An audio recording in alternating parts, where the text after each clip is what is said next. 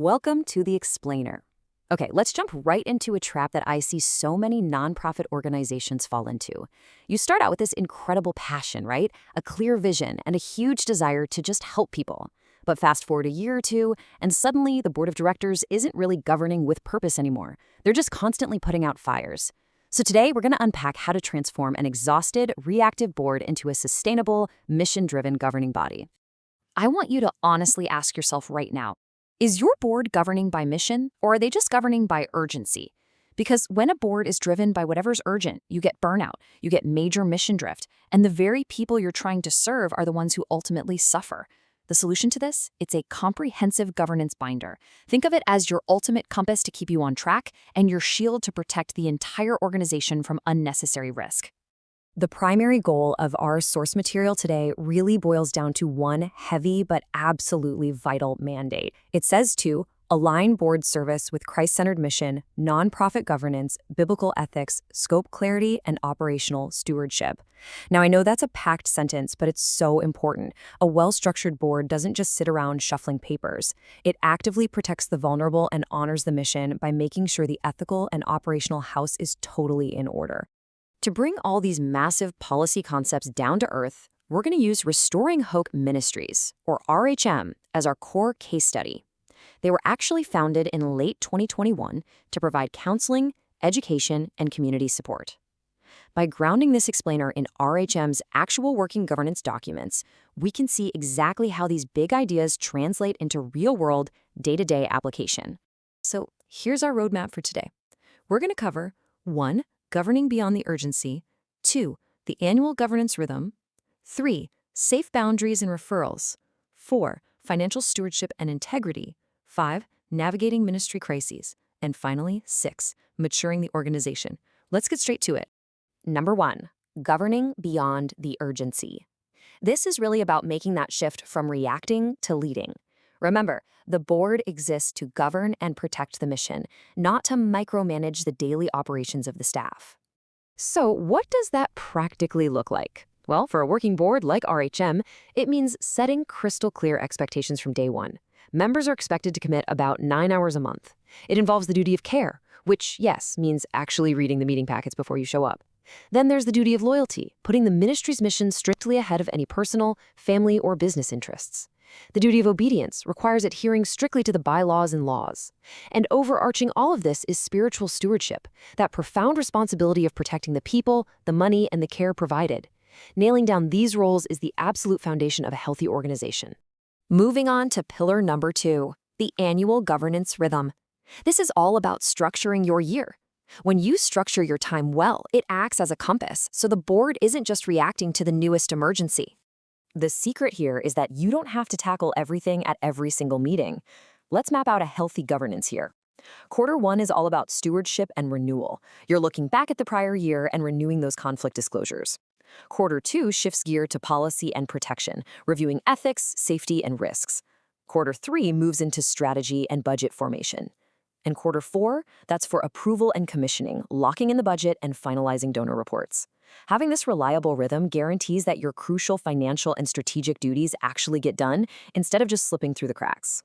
Which brings us to pillar 3, safe boundaries and referrals. If your annual calendar is your compass, clearly defining your scope is your shield. The absolute key here is knowing exactly what your ministry can and cannot do. For RHM, that means drawing a really sharp line between biblical counseling, which is pastoral care grounded in scripture and prayer, and clinical or medical care, which involves licensed psychiatric help, medical stability, or crisis emergency response. Having that absolute non-licensure clarity and knowing your boundaries is arguably the most critical operational pivot a care-based ministry can make. You simply cannot substitute pastoral care for medical or legal help. Ever. Let's walk through how this builds into an amazingly functional decision tree for safety. Step 1. Is there imminent danger to self or others? If yes, activate emergency protocols right away. If no, move to Step 2. Is there suspected abuse or neglect? You filter through domestic violence at Step 3, complex clinical symptoms at Step 4, and the need for legal advice at Step 5. It's only when you successfully navigate all of these risk filters that you reach Step 6, where it's safe to proceed with biblical counseling. It completely takes the guesswork out of risk management. Okay, pillar number 4, financial stewardship and integrity. Think of this as the vault. We are talking about the strict management of money, ethics, and related party transactions. We have to get really clear on the gray areas. A conflict of interest is any situation where a board member's duty could be influenced by outside interests, whether that's financial, family, or business. The ultimate goal here is preventing private benefit. Let's imagine a quick hypothetical. Say a board member owns a landscaping business and they want to bid on a contract for the ministry's new building. Is that illegal?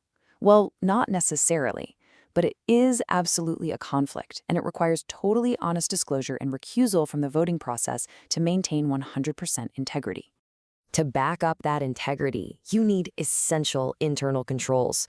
We're talking about requiring a minimum of 2 authorized officers for bank access, having strict board-approved spending thresholds, dual approval for reimbursements, and crystal clear tracking of donor-restricted funds. And I really want to emphasize something here. These financial controls, they aren't about suspicion. They are about worshipful stewardship. They protect the ministry's reputation, they protect the donor's intent, and honestly, they protect the board members themselves from any false accusations. Pillar number 5 is navigating ministry crises. Crises are inevitable, guys. It could be a sudden media inquiry, a data breach, or a serious safety issue. You need a fire extinguisher, which means you need a rehearsed response. Let's break down this highly structured workflow. Step 1, stabilize and notify. Step 2, preserve the records. Step 3, assess the threat. Step 4, communicate internally. Step 5, act with one voice. And Step 6, do a post-crisis review. Think about it. Let's say a local news reporter suddenly emails demanding a statement about an alleged data breach. Without a framework, people panic and start firing off unauthorized messages. But with this framework, you instantly contain the issue, preserve the logs, and ensure only the designated spokesperson responds. During any crisis, there are absolute non-negotiables. The immediate response principles demand that you protect people first. Physical safety and mandated reporting always trump reputation management. Next, preserve all your records. Literally, do not delete anything. And this is crucial. Do not investigate beyond your competence. Amateur internal investigations into legal or clinical matters are a disaster waiting to happen. Let the professionals handle it, and speak with one unified voice. Finally, we reach our 6th pillar, maturing the organization. This is all about deepening the roots and seeing how a board grows by delegating the deep, complex work to committees without ever surrendering its ultimate authority. You simply cannot do everything as a full board. It's impossible. That's why you establish key committees. The Finance Committee does the deep dive on the budget. The Governance Committee handles board recruitment and health assessments. You've got an Ethics and Risk Committee, a Church Partnership Committee, an Oversight Committee for the school, and a Fundraising Committee. These smaller groups are where the real heavy lifting happens. They study the issues and bring clear recommendations back so the full board can make informed, strategic decisions instead of getting totally lost in the weeds. And that brings us to a really beautiful example of maturity in our case study, the Restoring Hope School of Biblical Counseling, or RHSBC. Having a dedicated oversight committee for the school is the ultimate fruit of good governance. The RHM board oversees the school's mission alignment.